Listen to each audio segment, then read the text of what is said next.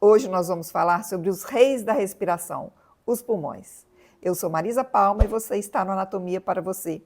Se você se interessa por esse tipo de conteúdo, eu te convido a inscrever no canal e ativar o sininho das notificações, porque toda semana a gente tem vídeo novo por aqui. Os pulmões são órgãos pares, pulmão direito e esquerdo, localizados no tórax, se estendem do diafragma abaixo até um pouquinho acima das clavículas, do terço médio das clavículas. É o único lugar onde os pulmões podem ser palpados.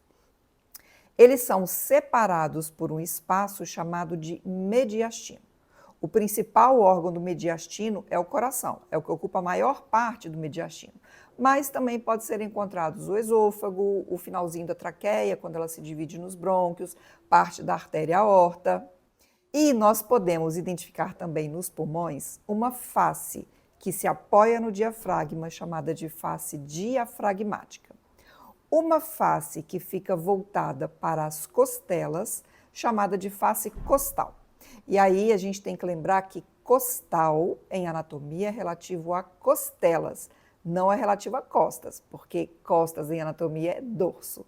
Então a face costal dos pulmões vem desde a região anterior, passa pela região lateral e vai até a região posterior.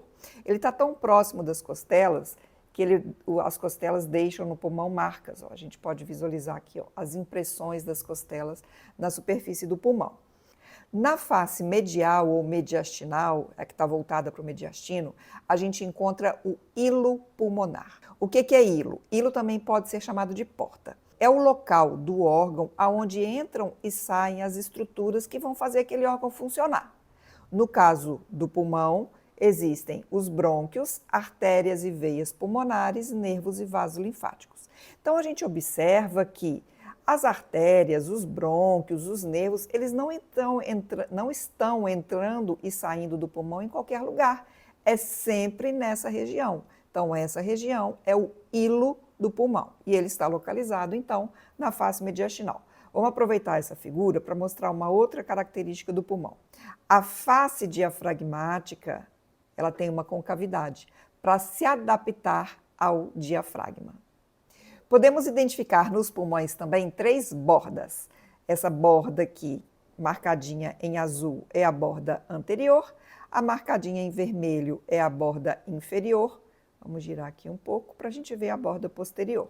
Ó, aqui já está dando para ver. Vamos melhorar aqui. Opa.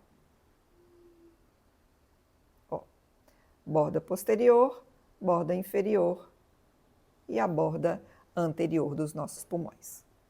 Já nessa imagem, nós conseguimos observar que o pulmão direito apresenta uma diferença em relação ao esquerdo.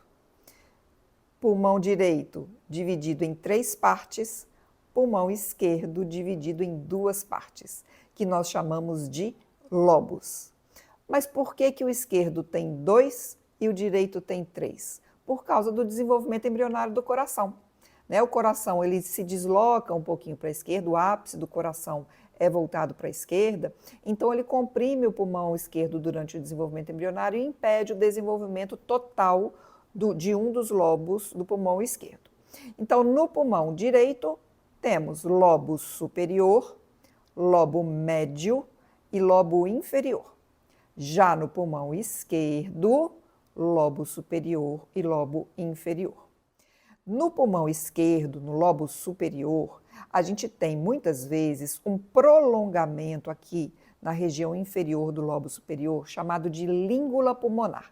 Seria um terceiro lobo, o lobo médio, que não conseguiu se desenvolver por causa do coração. Essa divisão em lobos é devido à presença de sulcos muito profundos no pulmão, que nós chamamos de fissuras. Como o pulmão esquerdo só tem 2 lobos, ele só tem uma fissura, que é a fissura oblíqua. Já o pulmão direito, como tem 3 lobos, ele tem 2 fissuras, a fissura oblíqua e a fissura horizontal. Essas divisões a gente consegue ver macroscopicamente. Agora, dentro de cada lobo, também existem outras divisões que a gente não consegue ver na superfície do pulmão. São divisões apenas internas. Cada lobo, então, é dividido internamente em segmentos broncopulmonares. A maioria dos autores cita que o pulmão direito tem 10 segmentos broncopulmonares e o pulmão esquerdo apresenta 8 segmentos broncopulmonares. Alguns autores referem-se a um 9º segmento broncopulmonar no pulmão esquerdo. Qual a importância da divisão do pulmão em lobos ou ainda em segmentos?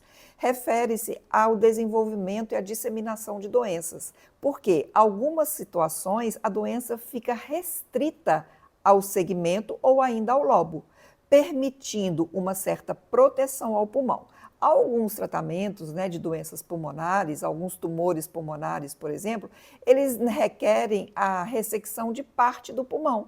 Então, retira todo o lobo e o outro lobo ele fica protegido. Por quê? Porque existe uma fissura que separa os dois lobos e impede que a doença se dissemine. Algumas vezes isso acontece em um segmento broncopulmonar. Melhor ainda, porque o segmento é uma parte de um lobo. Como o pulmão esquerdo está mais próximo do coração, já que o coração se desenvolve voltado um pouquinho para a esquerda do plano mediano, o pulmão esquerdo ele ganha uma impressão cardíaca, que é essa depressão que existe na face medial, aonde vai estar alojado ali o nosso coração. E aí você pode perguntar, o pulmão esquerdo é menor do que o direito, já que ele só tem 2 lobos e o direito tem 3? Sim, o pulmão esquerdo é um pouquinho menor do que o direito, cerca de 10%. Por que não é tão menor? Porque o direito ele é um pouquinho menos comprido, por causa do fígado que está localizado logo aqui abaixo do diafragma. Então, o fígado pressiona um pouquinho o diafragma para cima e o pulmão direito encurta um pouquinho. Dessa forma, a diferença entre os dois não fica tão grande. Nós podemos dizer que os pulmões apresentam 2 tipos de circulação. Uma circulação funcional e uma circulação própria. O que é isso? O nosso coração manda para o pulmão o sangue para ele fazer a hematose. Isso seria a circulação funcional. Existem as artérias e as veias que estão relacionadas à pequena circulação, com o objetivo de fazer a hematose, trocar o gás carbônico por oxigênio, devolver para o coração um sangue rico em oxigênio. Mas o próprio pulmão precisa ser nutrido e a nutrição do próprio pulmão é feita pelas artérias brônquicas. E nós vamos finalizar falando sobre o revestimento externo do pulmão, que é a pleura. A pleura é uma membrana dividida em 2 camadas. A camada mais externa é a pleura parietal e a camada mais interna é a pleura visceral. Para ajudar você a guardar, lembra que parietal vem de parede, é a que está ajustada à parede do tórax. E visceral vem de víscera, é a que está ajustada ao próprio pulmão. Entre as 2 camadas, existe uma cavidade da pleura, que é uma cavidade virtual, não é uma cavidade real, não é um espaço grande. Nessa cavidade existe uma pequena quantidade de líquido produzido pela própria pleura para que uma pleura deslize, uma camada, na verdade, deslize sobre a outra durante os movimentos de inspiração e expiração.